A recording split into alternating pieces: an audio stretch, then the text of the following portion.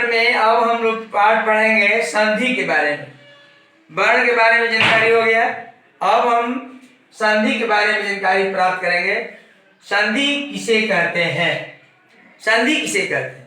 दो वर्णों के मेल से जो विकार उत्पन्न होता है उसे संधि कहते हैं।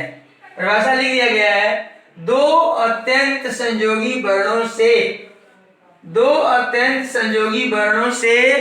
उत्पन्न विकार को संधि कहते हैं।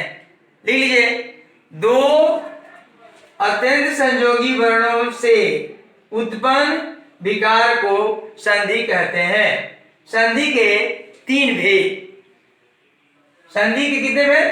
तीन भेद। स्वर संधि, व्यंजन संधि और विसर्ग संधि।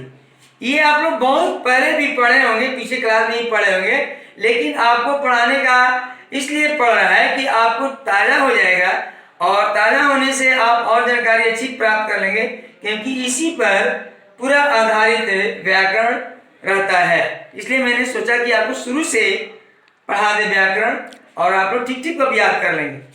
तो तीन भेद, स्वर संधि, व्यंजन संधि, विसर्ग संधि। अब स्वर संधि की परिभाषा लिखेंगे, दो स्वर वर्णों के मेल से जो विकार उत्पन्न होता है उसे स्वर संधि कहते हैं। जैसे अ प्लस अ बराबर आ, अ प्लस अ बराबर आ। उदाहरण होगा राम प्लस ऐनम, राम में अ, ऐनम में अ, दोनों मिलकर आ हो गया तो शब्द बनेगा रामायणम। ये आपका स्वर संधि का परिभाषा हो गया। अब जो है स्वर संधि के 5 भेद होते हैं। स्वर संधि के भेद, तो स्वर संधि कितने भेद? तो 5 भेद। पहला दीर्घ स्वर संधि, दूसरा गुण स्वर संधि, तीसरा वृद्धि स्वर संधि, चौथा यण स्वर संधि और पांचवा अयादि स्वर संधि।